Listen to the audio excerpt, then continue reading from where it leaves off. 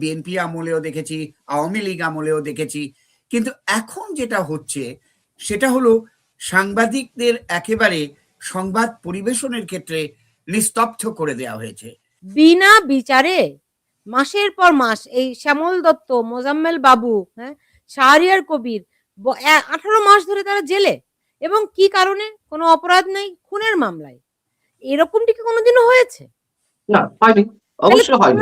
আমরা করার সময় আসলে আমাদের বিবেচনা রাখতে হবে যে গভীরতাটা কতখানি। শুধুমাত্র আমি জাস্টিফাই করার জন্য যদি তুলনাটা করি, আমার মনে মানে এটার গভীরতাটা, আনিস আহমেদ আমাকে যদি একটু বলতেন ঘটনাগুলো কি একরকম ঘটছে? সাংবাদিক নির্যাতন বাংলাদেশে নতুন কিছু নয়, কিন্তু এই মাত্রায়, এই গভীরতায়, এই তাৎপর্য নিয়ে কি আগে কোনোদিনও আপনি তো বহু বছর সাংবাদিকতা করেন, এই মাত্রায় কি দেখেছেন কোনোদিনও?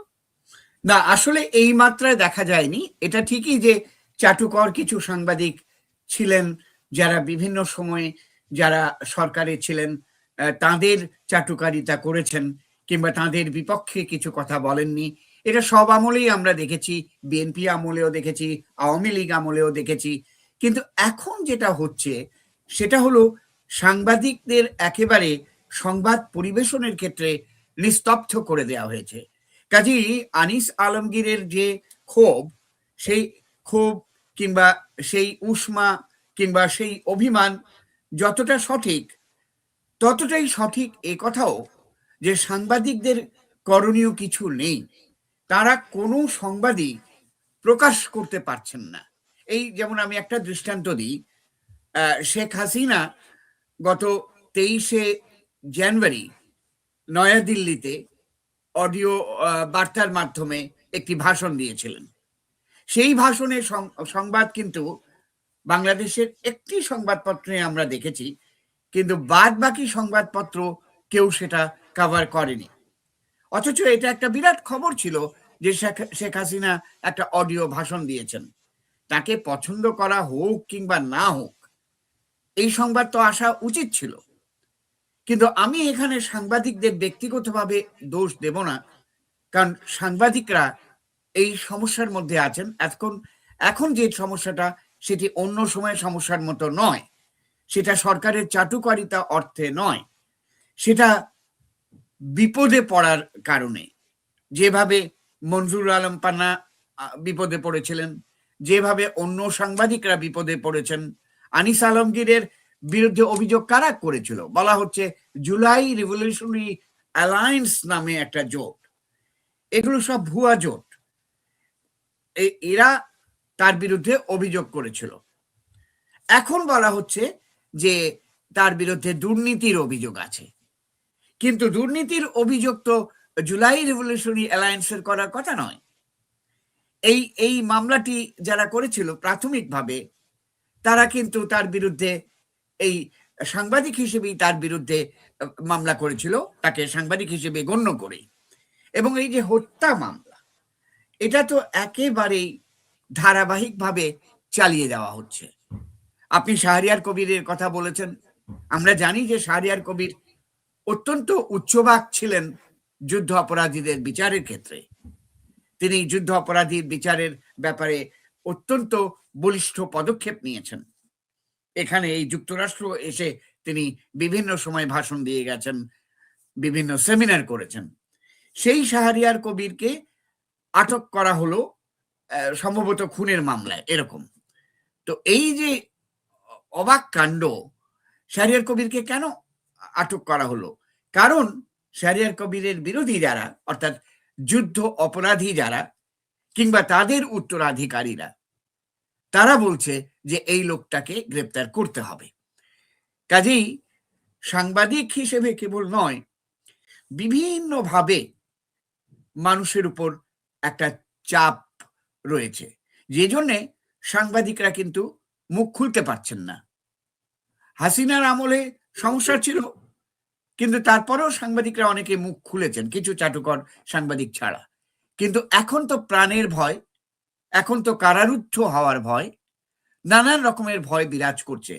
এবং এর কারণে একটা সুফলই আমরা লক্ষ্য করছি, সেটা হলো এই আপনার মতো সোশ্যাল মিডিয়াগুলো আগের চাইতে অনেক বেশি অ্যাক্টিভ আগের চাইতে অনেক বেশি সক্রিয় হয়েছে। এই সামাজিক মাধ্যমে অনেক কথা বলা যাচ্ছে, কিন্তু সংবাদপত্রে তো ছাপানো যাচ্ছে না। আমি আগেই বলেছি যে কোনো দিবসেই কিছু, বঙ্গবন্ধুর নাম বাদ দিন, এমনকি অন্য কি কোনো ব্যাপারেও ছাপা হলো না। আমি তো বললাম যে শেখ হাসিনা ভাষণ দিয়েছিলেন, এটা তো নিউজ হিসেবে আসতে পারতো।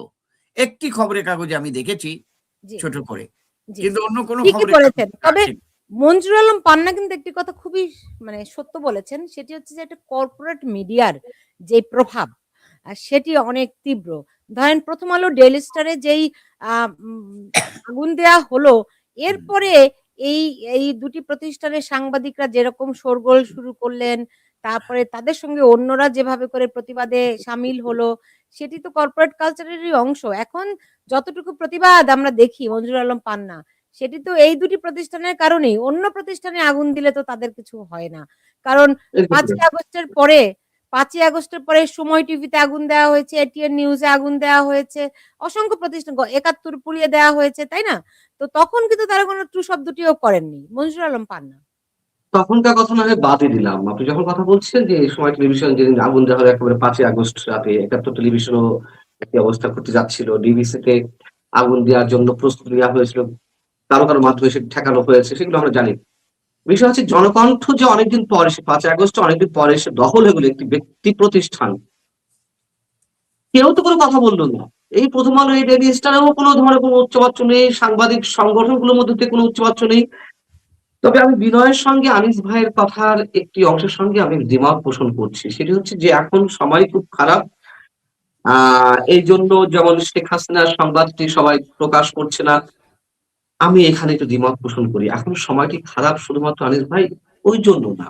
আমাদের চরিত্রটাই এরকম হয়ে গেছে। শেখ হাসিনাকে শেখ হাসিনা আওয়ামী লীগকে নিষিদ্ধ করা হয়েছে মানে রাজনৈতিক কার্যক্রম নিষিদ্ধ করা হয়েছে বা সরকার থেকে একটি বিজ্ঞপ্তিও দেওয়া হয়েছে যে ফ্যাসিবাদের কোনো নিউজ দেওয়া যাবে না, ইত্যাদি, ইত্যাদি দেওয়া যাবে না বা নিষিদ্ধ সংগঠন হিসেবে আওয়ামী লীগের ছাত্রলীগের কোনো নিউজ দেওয়া যাবে না। পরে কিন্তু আবার ব্যাখ্যা দেওয়া হয়েছিল। না, সাংবাদিকরা সব বিষয়ে কথা বলতে পারবে। যখন প্রশ্ন উঠলো যে এইটি বিষয়ে কি সাংবাদিকরা কোনো কথা বলবে না? টক শোতে যারা আলোচনা করে তারা কোনো কথা বলবে না? গভর্নমেন্ট থেকে একটি প্রেস রিলিজ দেওয়া হয়েছিল যে সাংবাদিকরা সব বিষয়ে কথা বলতে পারবেন। আচ্ছা, যদি না দেওয়াও হতো তাহলে কি সাংবাদিকরা বলবেন না? সাংবাদিকরা তো সব বিষয়ে কথা বলবে। হালাল, হারাম, সহি, অসহি সব বিষয়ে কথা বলবেন, তাই না? আমি যদি বলতে চাচ্ছি যে এটাই হচ্ছে আমাদের সমস্যা। Self censorship. ভয়ে আমি কুঁকড়ে যাব, ভয়ে আমি গর্তে ঢুকে যাব, আর উর্বর সময় কথা বলব। যেমন আওয়ামী লীগ সময় যারা কথা বলেছেন। আচ্ছা, আপনি বলুন তো আওয়ামী লীগের সেই বুদ্ধিজীবী সন্তানেরা কোথায়? আওয়ামী লীগের সেই বুদ্ধিজীবী সাংবাদিকরা কোথায়? তারা গর্তে লুকিয়ে আছে, তাদের টক শোতে ডাকা হচ্ছে না, এই তো? আচ্ছা, তারা তো লুকিয়ে আছে। তারা কি ফেসবুক ইউজ করে না? সামাজিক যোগাযোগ মাধ্যম ইউজ করে না? ওই এত যে বড়, বড় ঘটনা ঘটছে আমি নাম ধরে, ধরে বলতে চাই আমি বলতে পারবো। আমার কোনো সমস্যা নেই। ওই তাদের তো একটা স্ট্যাটাস দেখি না? এই যে মুক্তিযোদ্ধাদেরকে হয়রানি করা হচ্ছে, নির্যাতন করা হচ্ছে, দেশের ইতিহাস মুছে ফেলা হচ্ছে, সাংবাদিকদের উপর নির্যাতন করা হচ্ছে। একটা বিষয়ের উপর কেউ কথা বলে না। এই আওয়ামী লীগের অসংখ্য নিরীহ নিরপরাধ মানুষদেরকে যে কারাগারে পাঠানো হচ্ছে, নির্যাতন করা হচ্ছে, কেউ তো কোনো কথা বলে না। বিষয় হচ্ছে এরাই হচ্ছে টাউট বাটপার। আমি স্ট্রেট বলতে চাই। এরাই হচ্ছে চরম সুবিধাভোগী শ্রেণী। আপনি নাম বলতে বলবেন? আপনি যদি বলেন আমি এক, এক করে নাম বলে যাচ্ছি। সাংস্কৃতিক জগতের তথাকথিত বুদ্ধিজীবী হোক, সাংবাদিকদের মধ্যে সেই তথাকথিত সিনিয়র জার্নালিস্ট হোক, একটু আগে সুলতান রহমান যাদের কথা বলছেন তাদের মধ্যে সবাই না, ২-৪ জন এরকম আছেন যারা বাইরে থাকলে এখনো কথা বলতেন না। কারাগারের বাইরে থাকলে এখনো কথা বলতেন না। আবার এখন যারা কথা বলছেন না, সেই তারাই তো আওয়ামী লীগের সময় চাটুকারিতা করেছে। প্রধানমন্ত্রী সংবাদ সম্মেলনে গিয়ে হাত কষলেছে না? হ্যাঁ? সেই এরাই আবার ডক্টর ইউনূসের হাত কসলাচ্ছে। এরাই যারা এখন রাজত্ব করছে অথবা যারা চুপ করে আছে, এরাই আওয়ামী লীগের সময় বেশি কথা বলেছিল। তো এদের চরিত্র হয়ে গেছে এরকম। সেলফ সেন্সরশিপ আওয়ামী লীগের সময়ও গেছে। যেই জিনিসটা বিষয়ে আওয়ামী লীগ দলীয়গতভাবে বা সরকারের জায়গা থেকে আমার উপর ইম্পোজ করা হয়নি যে পান্না তুমি এটা বলো না বা এই নিউজটা দিও না, কিন্তু পান্না সেই জায়গা থেকে সেলফ সেন্সরশিপের মধ্যে চলে গেছে।